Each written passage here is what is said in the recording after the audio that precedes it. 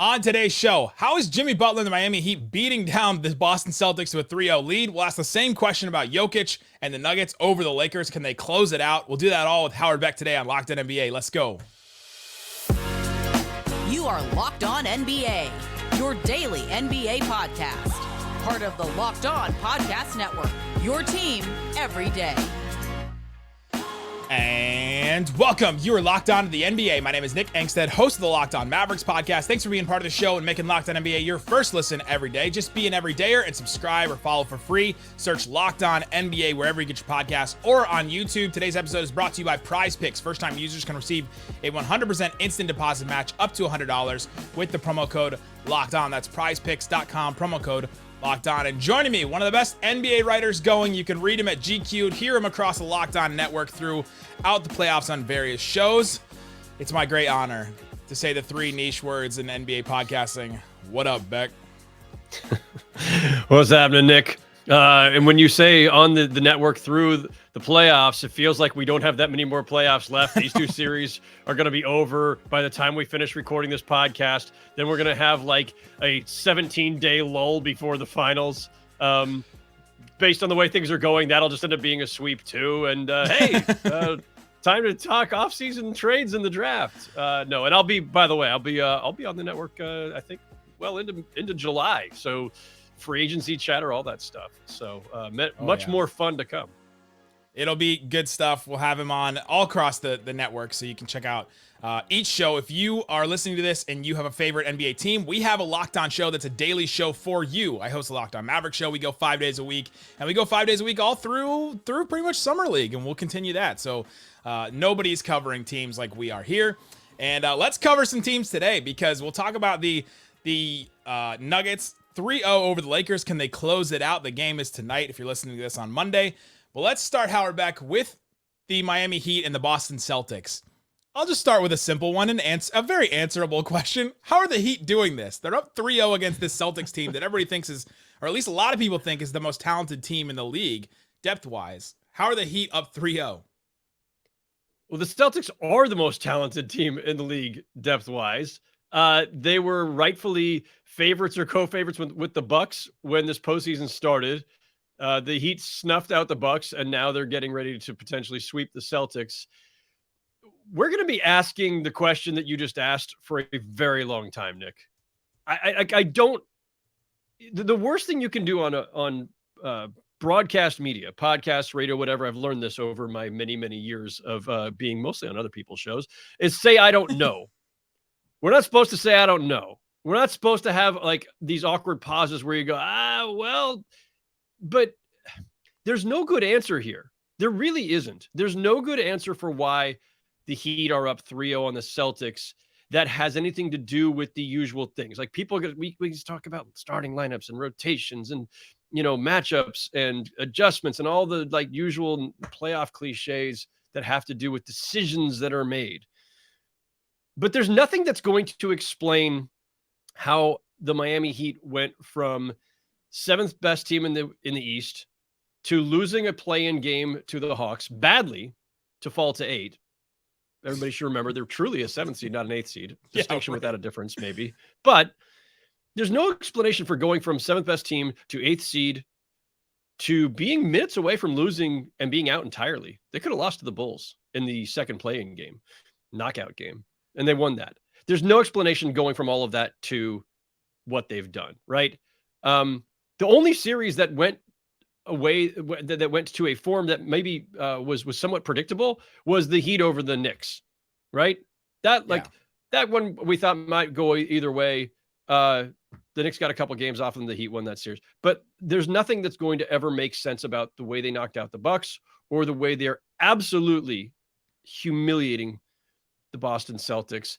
But the broad strokes are this. The broad strokes to the answer, I think, are this. I want to give credit to the Heat first. So I'm going to talk about what they're doing well before I go to what the Celtics are not doing at all.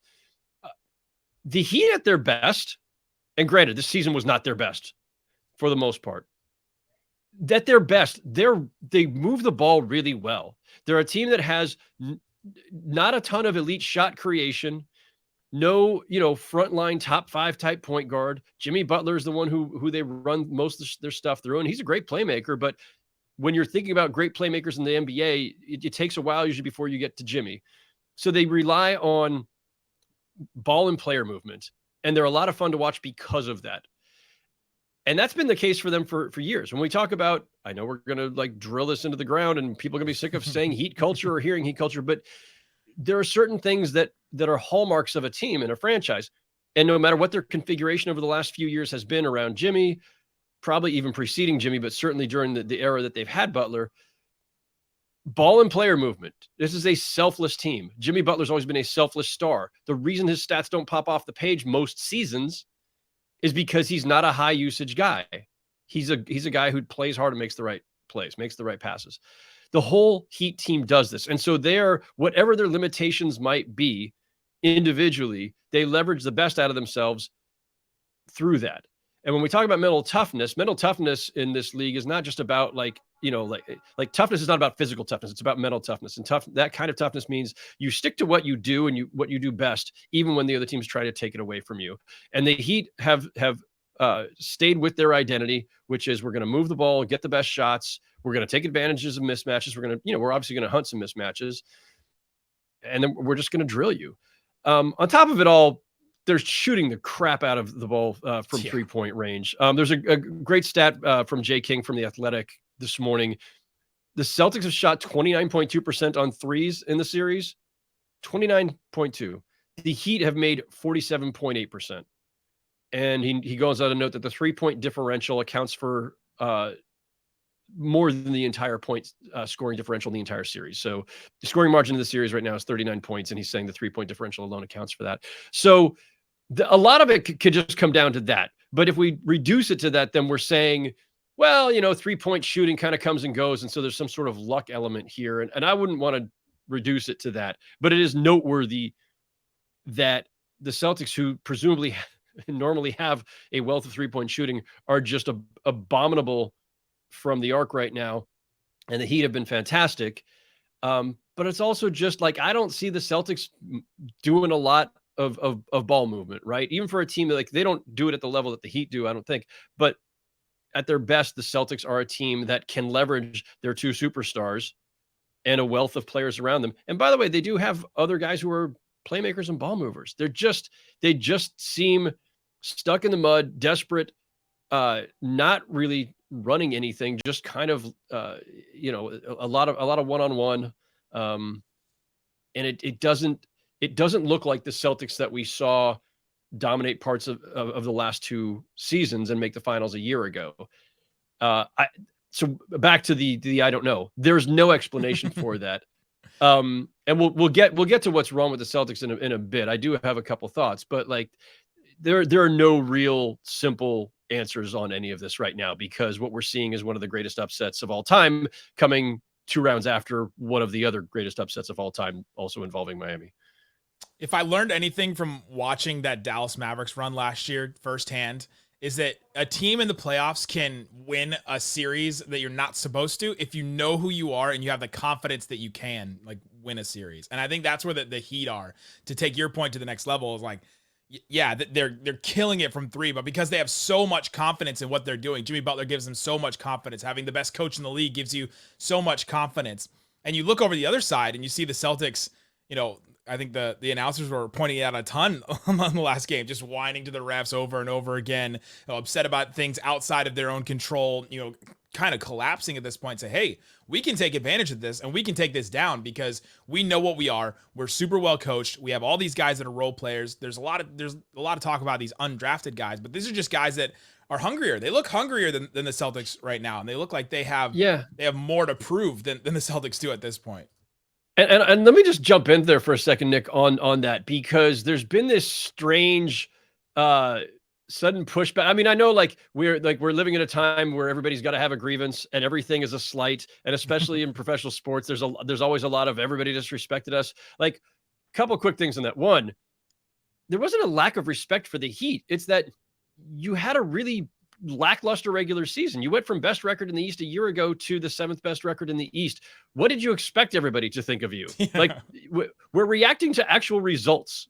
We're not reacting. Like a year ago, everybody was praising the Heat for being able to put together the regular season that they had with much less frontline talent than most of the best teams, right? So the respect is there when the results are there. They weren't there this year.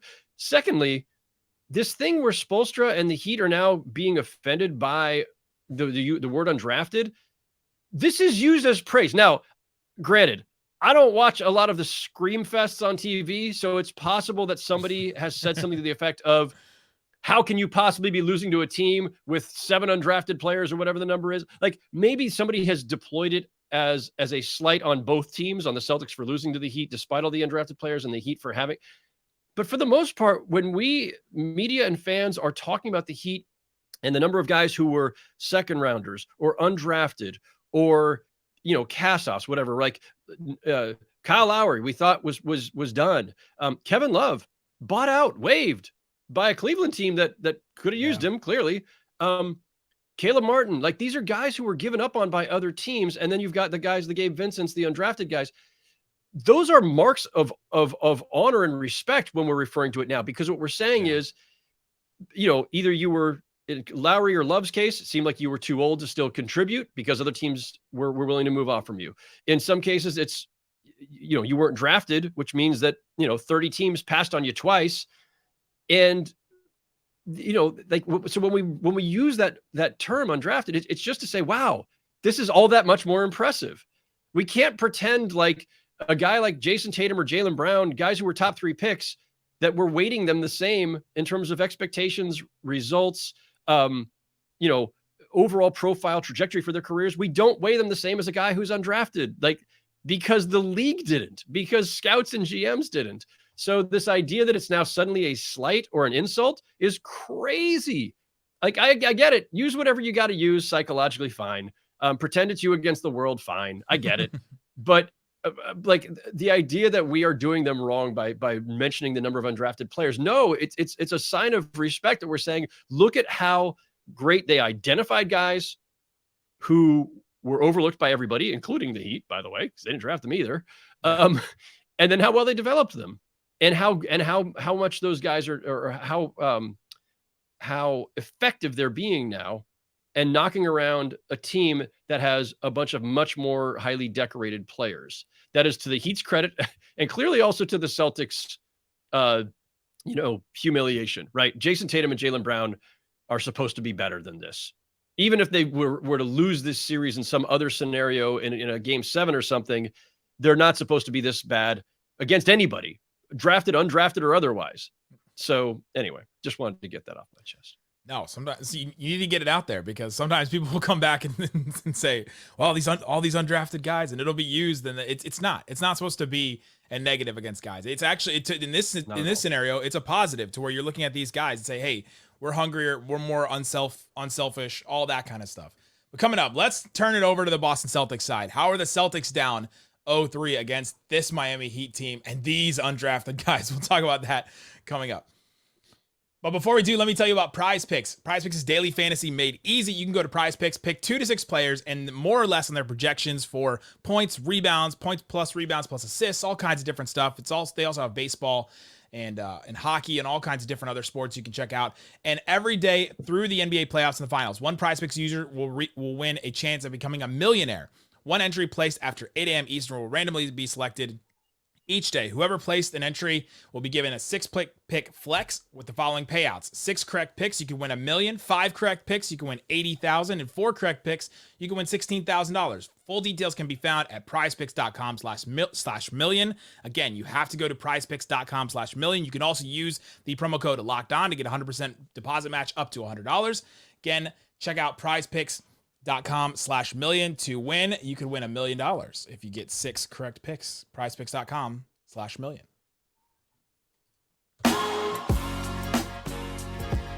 Thanks everybody for hanging out with us on Locked On NBA, being an everydayer, and subscribing to the show. We have a 5-day-a-week show on your favorite team throughout the network, so go check it out. Whatever team you're interested in, there's a link in the description. You can go check that out wherever you get your podcasts. We're here with Howard Beck talking about the Miami Heat versus the Boston Celtics. We talked a lot about the Heat and how the Heat are somehow, miraculously, an 8 seed that should be a 7 seed that shouldn't be here anymore and is up 3-0 on this Boston Celtics team. Let's turn our attention to the Boston Celtics. Another easy question to answer, Howard. What's wrong with the Celtics? Oh, well, let's see. According to their coach, Joe Mazzulla, it's his fault. Didn't coach them well enough, didn't prepare them well enough, didn't give good enough speeches. I think somebody actually asked him in the press conference at one point because he was blaming himself. They said, was your speech off? Like, what do you like? Did you not give a good enough speech? And he kind of like he just said yes to everything. Yeah, everything, whatever you suggested. Like, Joe, did you order the wrong pregame menu spread? Yeah, you know what? I gotta pick better entrees.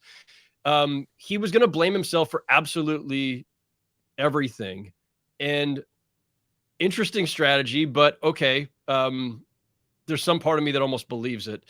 Grant Williams, I think these were quotes to The Athletic where he basically just said, like, we're just, we lay down, like, and we're not, there was a lack of spirit basically there.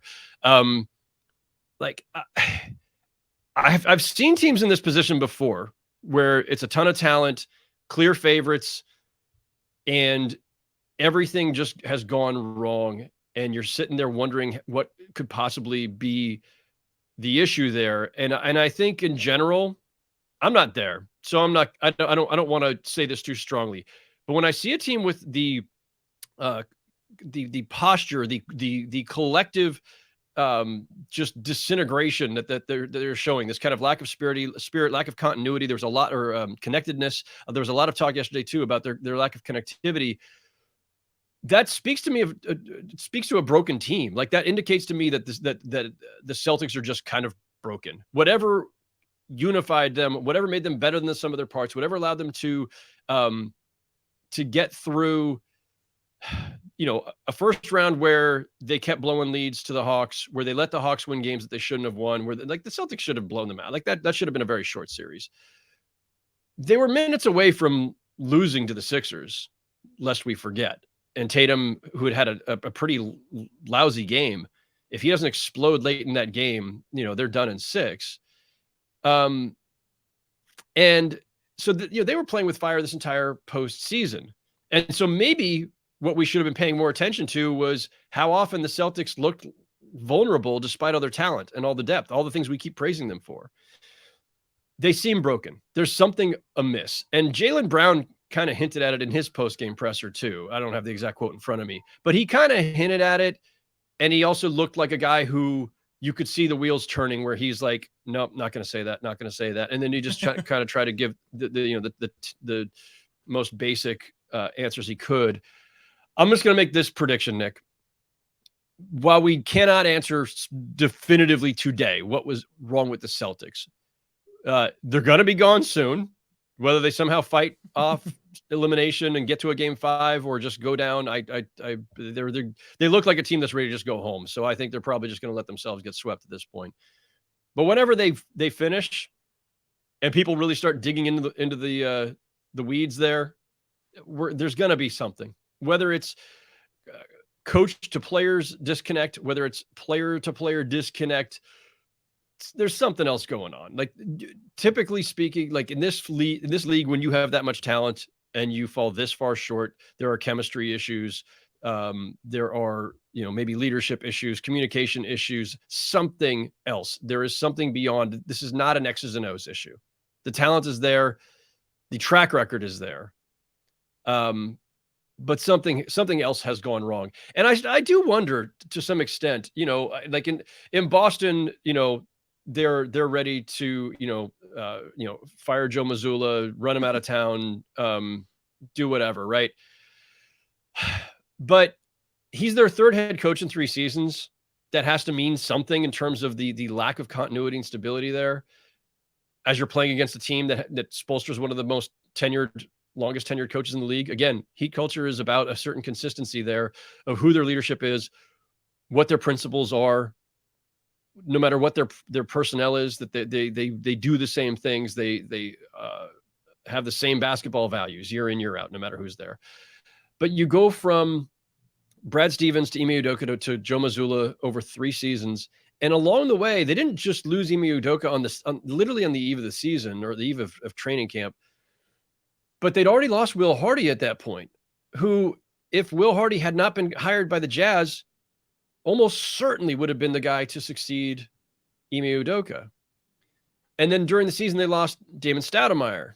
And so you've had this brain drain from the bench. And this is not to say that means that Joe Mazzulla couldn't handle the job, but he is 34. He was back of the bench. He was a guy with no NBA, very little NBA, even assistance experience, much less the lack of head coaching experience. But maybe he just wasn't ready for this stage. Now, the fair pushback to that would be, well, he seemed ready when they, won all those games in the regular season and finished with the second best record in the East. And he seemed ready when they won their first 2 series and knocked out the Sixers. That's fair.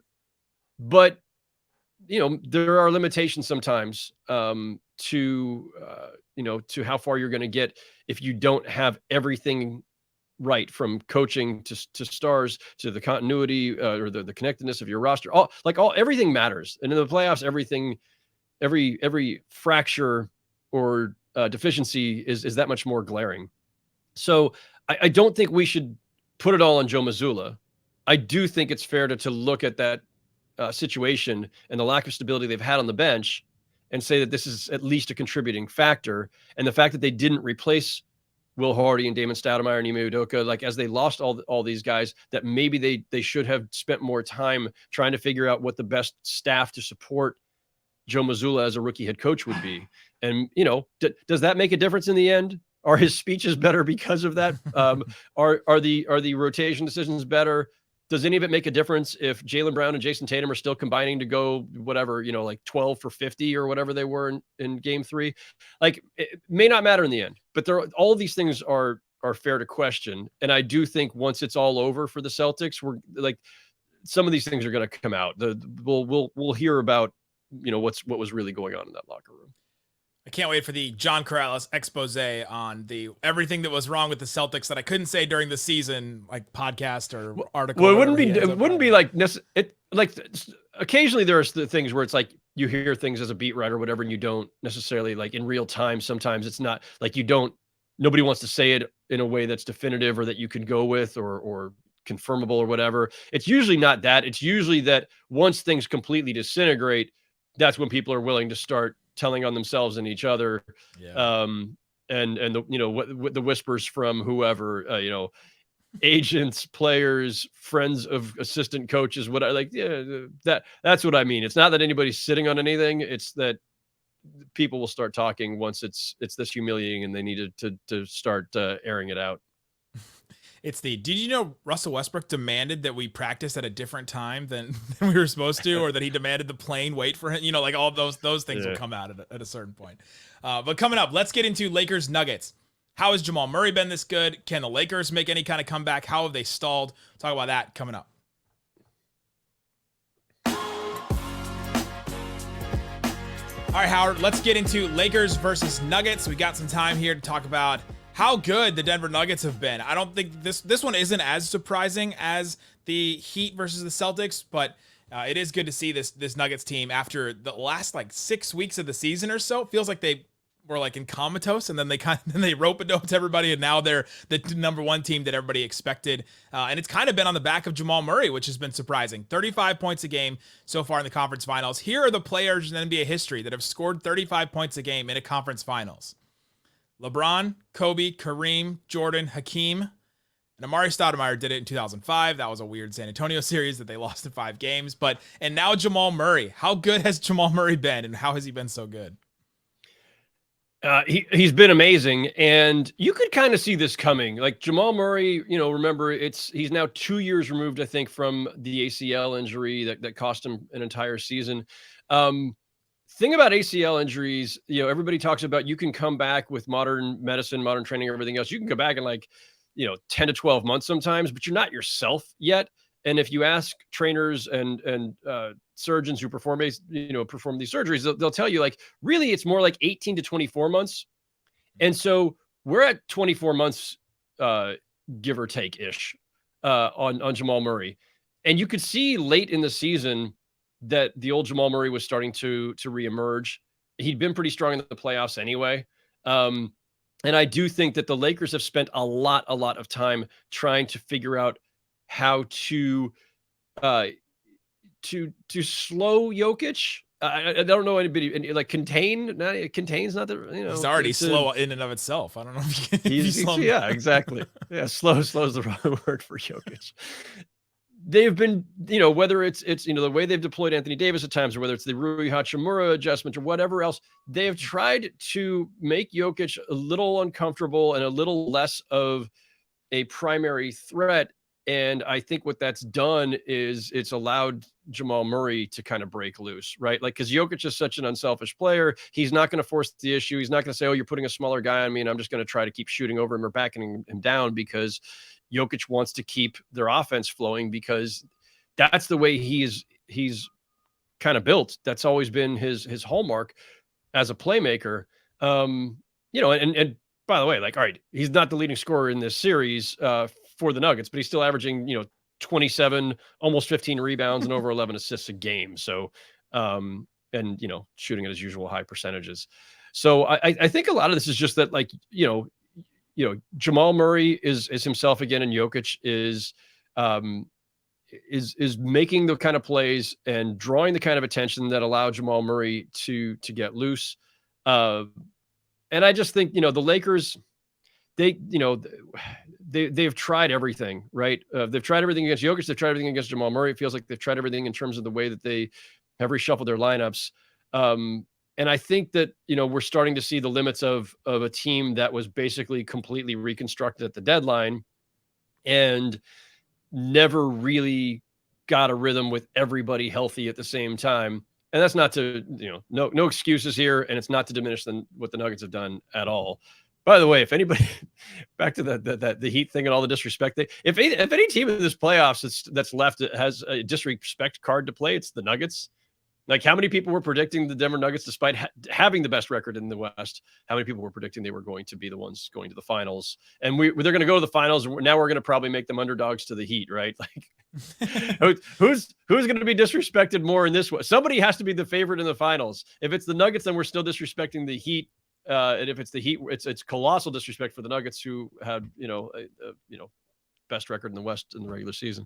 So that'll be fun. But no, I think I think, as with the other series, Lakers Nuggets is a reflection on just how good the Nuggets have been, but also I think a little how disjointed the Lakers are, and the fact that, look, we have finally reached the point where you cannot just hand the ball to LeBron and say, go bail us out, possession after possession, quarter after quarter. That is not, and listen, that guy may reemerge too. Who knows? He may be heading for offseason foot surgery for all we know. But there are limitations there. Their stars are not able to perform at the level of the Nuggets' two stars at this stage. Yeah, the Nuggets have had the two best players in the series by a pretty good margin so far. Anthony Davis has been up and down, but mostly down so far in this one. And like you said, I'm waiting for the LeBron. Well, he walks up to the podium in a boot or something at the end of the series. What has Jokic done to dominate while empowering Jamal Murray? What have you seen in this run, or even just in this series, that makes him so good at making other people better, and then also still getting his own when he needs to? Same things that we've always seen him do, I think. I mean, I don't know that there's anything specific to this series other than Jokic. There was a time when, trying to remember what year this was, but it might have been before. I think it was before he started winning the two MVPs, before he'd really, come to that level where he was emerging as a star. Michael Malone used to basically have to berate him. Not berate is probably the wrong word, but urge him to be more of a scorer, to be more aggressive, to look for his own shot, because he's such an efficient scorer himself. But before he was ever an MVP, before he was an elite scorer in this league, he was an elite playmaker and passer. That is the way he sees the game. So to answer your question, I mean, like, I don't think it's anything other than he reads the defense. He knows where his guys are. He knows the best way to or the best times to hit his teammates. I don't, like I say, I don't think there's any great mystery there. I think it's Jokic being the great playmaker he's always been, and Jamal Murray's on a run, and I think Jokic is doing what a great teammate does. He's going to keep feeding him. The Lakers finish the sentence. The Lakers come back if. No, there's just no answer to that sentence.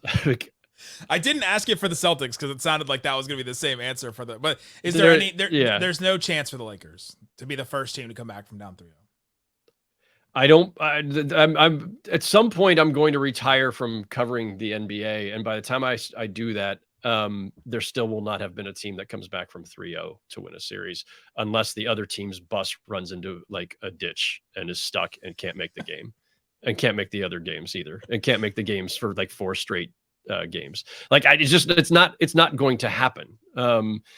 I don't see a scenario where the Lakers are suddenly going to win 4 straight. If LeBron could suddenly summon like 2018 LeBron, great. If Anthony Davis, instead of being every other game Anthony Davis, was like actually every game Anthony Davis, maybe. And I think I'll give the Lakers a better chance than the Celtics to extend. The Lakers don't seem like a broken team to me, at least. The Lakers are a team that's being outclassed. They're a team that just doesn't have any answers right now. But the Lakers could possibly win a game, extend the series, but they're still going to lose. Whereas the Celtics, I feel like just in body language alone, look like they're just ready to go home.